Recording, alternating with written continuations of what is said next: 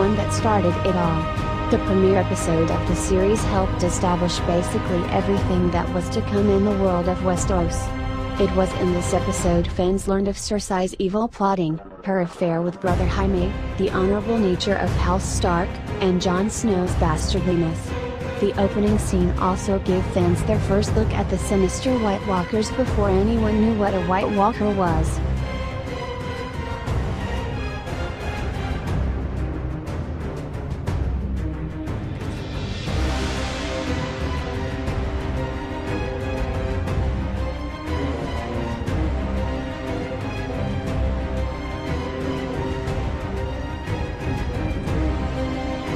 This episode certainly gave all the people who complain about Game of Thrones being too violent something to talk about on Monday morning.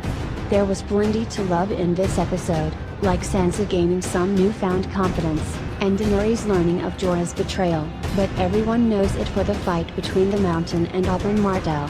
After an acrobatic assault, Oberyn has the Mountain on his back and defeated but, like a Bond villain, chooses to grandstand and launch into a monologue until his feet get knocked out from under him, and has his skull popped like a grape in the Mountain's hands.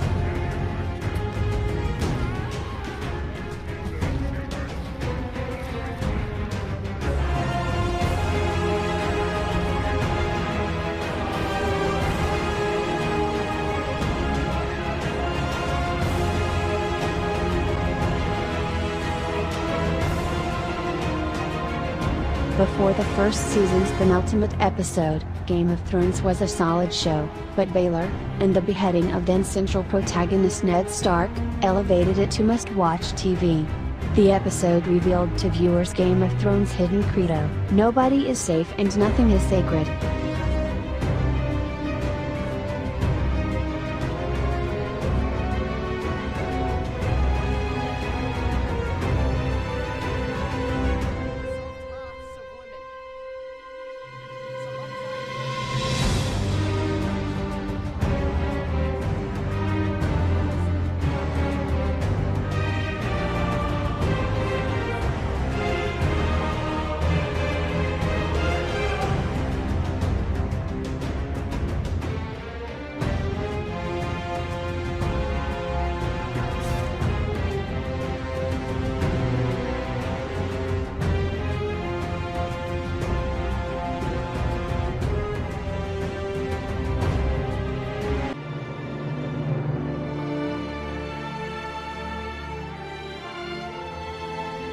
Daenerys finally has her ships and army.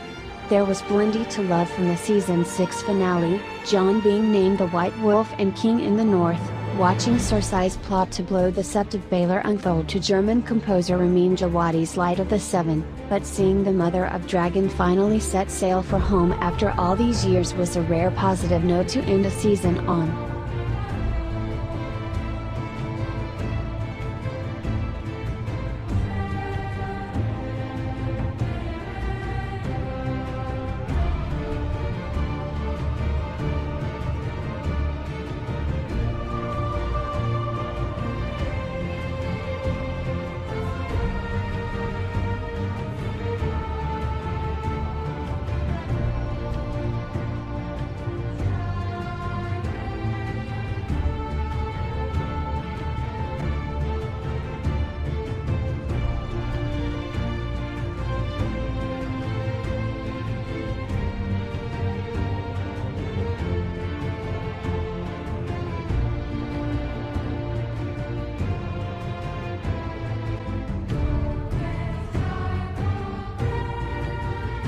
Hodor's death remains the most devastating moment in the entirety of Game of Thrones, hands down. It wasn't just that he went out like a hero, holding off a horde of whites so Bran and Mira could escape, but that he was predestined to die this way since he was a kid. The door also finally gave viewers a taste of how powerful Bran's abilities as the three-eyed raven really were.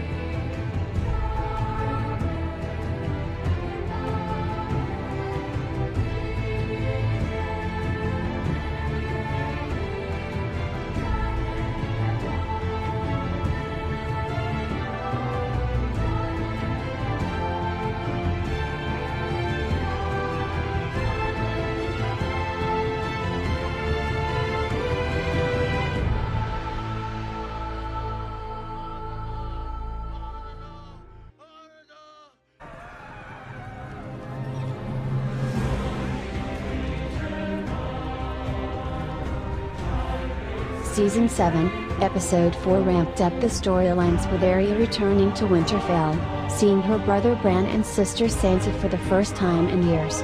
Arya also memorably sparred with Brienne, with each proving to be an able match for the other.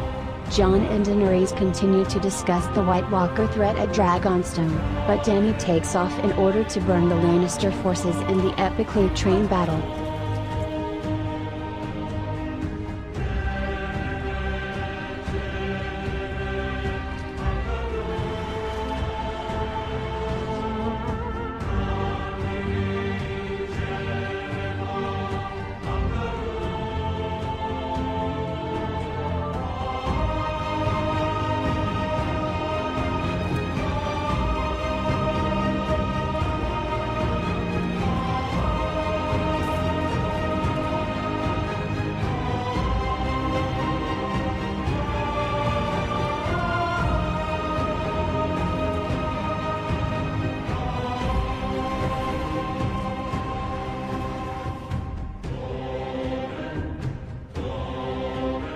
Season 2's 9th episode gave fans their first true taste of the battle scenes the drama was capable of producing.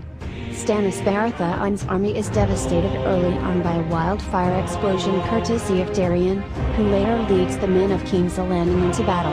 Cersei also goes delightfully off the rails in this episode, drinking wine heavily and almost poisoning her youngest son to avoid him falling victim to an executioner.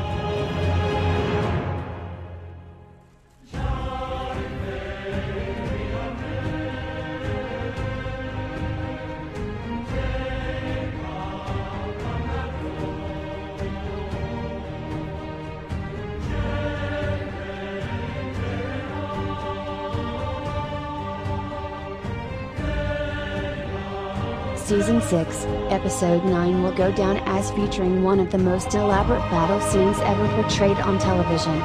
Jon Snow and his ragtag army go toe-to-toe with Ramsay Bolton, with Jon personally facing down a mounted charge armed with only his sword, Longclaw. Fans also got to finally see Ramsay get his just desserts when he's fed to his own hounds. The episode also featured a memorable scene in which Daenerys kills the rulers of other slave cities and burns their fleets with her dragons.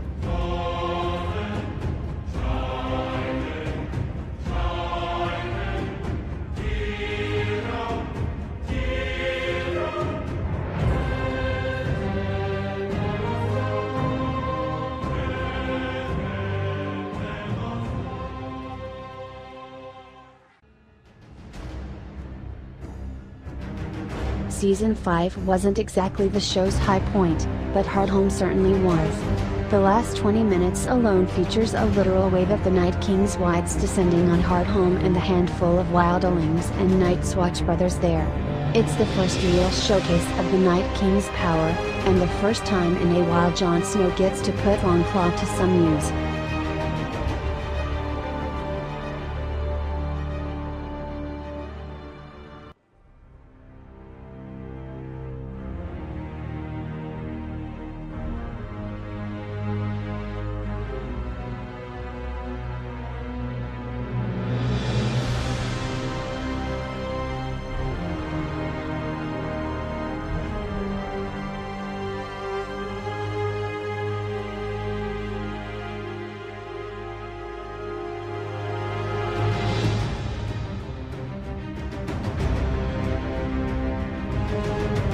Ned's beheading in Season 1 taught fans that any character, even one pegged as the central protagonist, wasn't safe from death, but the reigns of Castamere proved the show was truly fearless. The last 10 minutes saw Robb and Catelyn Stark, two characters that had starred in the show from day one, Robb's pregnant wife, and Robb's direwolf fall killed by the Freys. There's a reason showrunners D.B. Weiss and David Benioff said when they began the show that they hoped they'd last long enough to get the massacre of the Red Wedding on screen.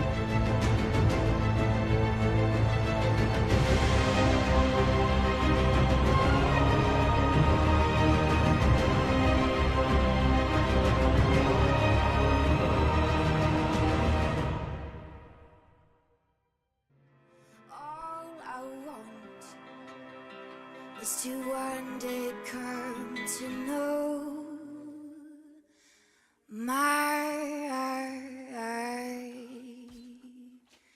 sad.